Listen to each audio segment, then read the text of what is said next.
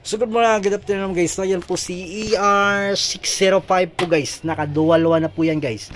Galing po ni Converge at saka ni Third Telecom po guys. Yan po, kay Converge at sa Third Telecom.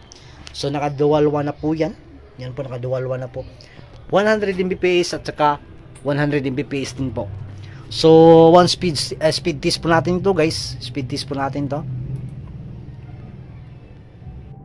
Tingnan po natin yung guys ha, for speed test.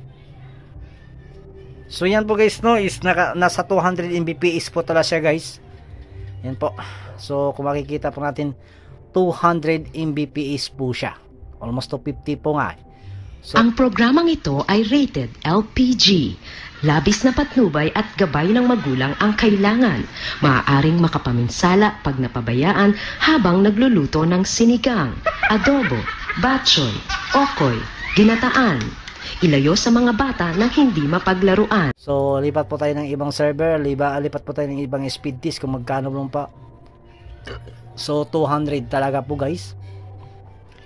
Talagang na-add po siya guys for ER605. So gamit po natin guys na si GoCloud.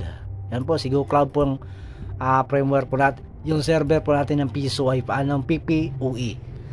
Yan GoCloud po yan guys no. Yan po ang kaganda ng management po ni GoCloud.